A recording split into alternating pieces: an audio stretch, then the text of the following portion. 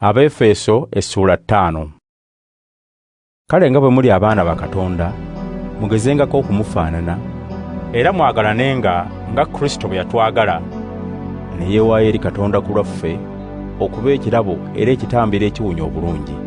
Muli bantu ba Katonda, n'olwekyo obwenzi n'obugwagwa bwonna n'okwegomba okubi tebisaana na kwogerebwa mu mmwe, era temusaanira kwogera bya nsonyi wadde eby'obusiru oba okubalaata, wabula mwebazenga Katonda.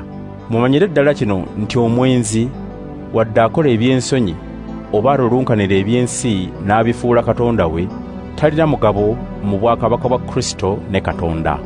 Walemenga kubaawo ababuzaabuza n'ebigambo ebitaliimu, kubanga olw'ebikolwa ebyo obusungu bwa Katonda bukola ku bantu abajeemu, n'olwekyo temwegattanga nabo. Edda mwali bakizikiza, naye kaakano nga bwe muli aba Mukama, muli bakitangaala. Kale mutambulenga ng'abantu ab'ekitangaala, kubanga mu kitangaala mwe muva obulungi bwonna obutuufu n'amazima. Mufubenga okumanya ekisanyusa Mukama. Temwegattanga n'abo abakolera mu kizikiza ebyo ebitalina mugaso, wabula mu byatuukirizenga bwatuukiriza, kubanga kyansonyi n'okubyogerako ebyo bye bakola mu kyama. Byonna bwe bimala okwatuukirizibwa mu kitangaala, birabikira ddala nga bwe biri, kubanga ekyo ekiragibwa kirabibwa. Kyebava bagamba nti, zuukuka ggwe yeebase, ozuukire, Kristo akwakire.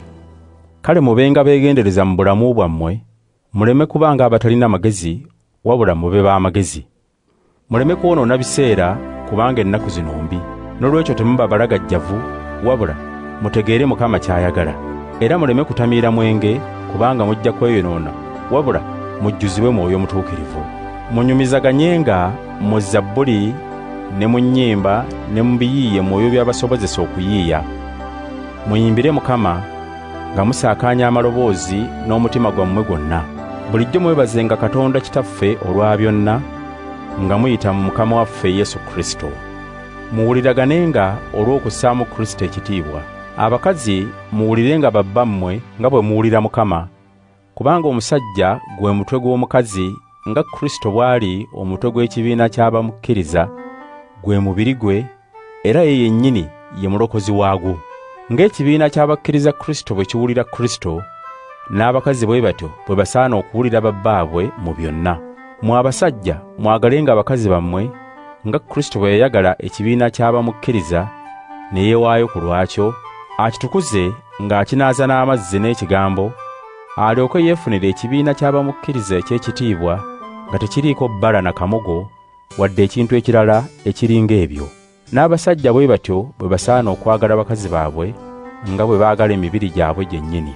Tewali n'omu yali akyaye omubiri gwe, wabula aguliisa, agujjanjaba, nga Kristo bw'ajjanjaba ekibiina ky'abamukkiriza, kubanga tuli bitundu bya mubiri gwe.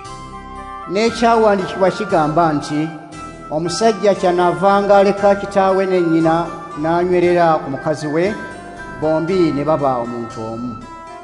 Ekyama kino kikulu, era nze ŋŋamba nti kyogera ku Kristo n'ekibiina ky'abamukkiriza. Naye era nammwe buli musajja ayagalenga mukazi we nga bwe yeeyagala yennyini,